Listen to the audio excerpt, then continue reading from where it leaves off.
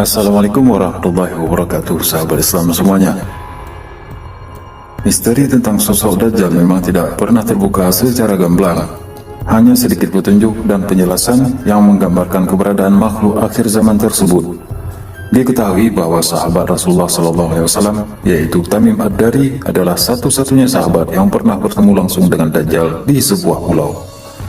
Namun, dari berbagai petunjuk yang ada, terdapat dua pendapat yang diyakini sebagai pulau di mana Dajjal dikurung.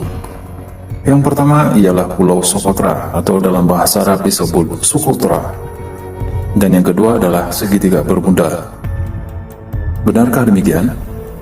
Bagaimana jika ada alternatif lain yang lebih sesuai dengan dalil?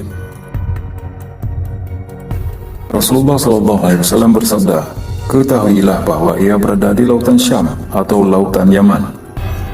Oh tidak, bahkan dari arah timur. Tidak, dia dari arah timur. Tidak, dia dari arah timur. Dan beliau kemudian mengisyaratkan dengan tangan ke arah timur. Hadis riwayat Muslim. Hadis tersebut menunjukkan Rasulullah SAW sempat ragu arah mata angin setelah mengatakan Dajjal berada di Laut Syam atau Laut Mediterania dan selanjutnya Laut Yaman. Namun kemudian beliau yakin dan menyatakan bahwa Dajjal berada dari arah timur Madinah. Pendapat pertama yang menyatakan Dajjal datang dari Pulau Socotra. Ini merupakan pendapat yang banyak berkembang saat ini. Kita dapat melihat melalui peta bahwa Pulau Socotra ini terletak di selatan Madinah, tepatnya di lepas Laut Yaman. Walaupun dengan segala karakternya yang janggal dan aneh, pulau ini tidak terletak di timur Madinah. Pendapat kedua, segitiga Bermuda. Menurut ulama, pendapat ini tidak ada dalilnya. Hanya berdasarkan pendapat dari Muhammad Isa Daud dalam bukunya yang berjudul Dialog dengan Jin Muslim. Selanjutnya mari kita telaah lagi hadis tersebut. Rasulullah SAW memberi isyarat dengan tangan beliau yang menunjuk ke arah timur Madinah.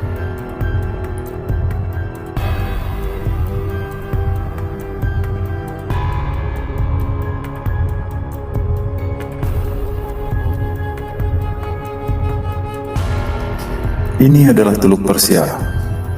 Ternyata banyak sekali pulau-pulau kecil di laut ini. Namun, ternyata di sini ada sebuah pulau berbentuk unik yang menarik perhatian jika dilihat dari peta. Pulau tersebut adalah Pulau Mubaras. Saat ini Pulau Mubaras masuk ke dalam wilayah Uni Emirat Arab, di mana pulau ini telah ditetapkan menjadi daerah konsesi minyak bumi. Tidak ada informasi yang jelas mengenai pulau ini selain di sudut pulau sudah terbangun kilang pengeboran minyak bumi. Pulau ini adalah kawasan terbatas dan dilindungi karena merupakan tempat tumbuh berkembangnya flora dan fauna yang unik, misalnya dugong. Lalu mengapa kita sebut bentuk pulau ini unik? Pulau ini berbentuk seperti bentuk orang, namun disinilah letak misterinya. Jika kita perhatikan dengan seksama, pulau ini bentuknya menyerupai rasi bintang, yaitu Orion. Apa artinya itu? Sebagai rasi bintang yang cerah, Orion telah dikenal oleh berbagai peradaban kuno, sekalipun dengan berbagai gambaran. Bintang-bintang ini dianggap sebagai dewa cahaya, Osiris, oleh bangsa Mesir kuno. Osiris merupakan ayah dari Horus, si mata satu atau Dajjal. Ketika Osiris mati, Horus meletakkan mayat ayahnya di angkasa, yaitu di sekitar Orion. Kutipan dari buku Legends of Egyptian Gods Text. Pulau ini dari bentuknya telah menyingkap makna Dajjal. Berdasarkan lokasinya pun, pulau ini letaknya di suatu laut di arah timur Madinah sesuai hadis Rasulullah SAW.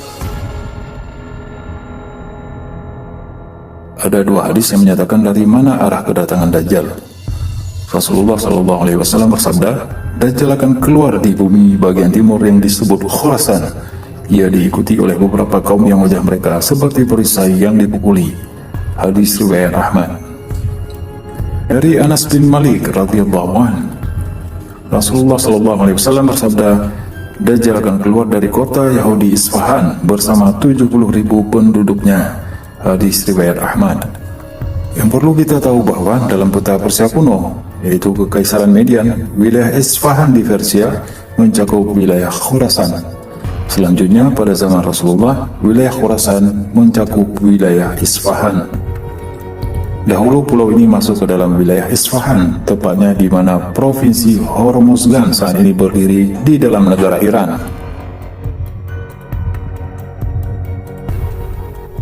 Pulau Mubaras ini memang tidak seunik Pulau Socotra. Namun yang kita bicarakan di sini adalah hadis dari Rasulullah SAW yang menyatakan Dajjal yang dikurung di sebelah timur Madinah, dan kedatangannya juga dari arah timur, yaitu dari Isfahan atau Khurasan. Jadi dalam dua konteks ini kita berbicara mengenai wilayah Persia. Yang menjadi pertanyaan, apakah Dajjal masih terkurung di sana? Sebenarnya tidak begitu penting di mana Dajjal dikurung, karena yang terpenting adalah pada saat Dajjal keluar, apakah kita akan menjadi penentangnya atau malah menjadi pengikutnya. Kebenaran adalah milik Allah Subhanahu wa taala, kesalahan murni dari kami. Wallahu a'lam bishawab.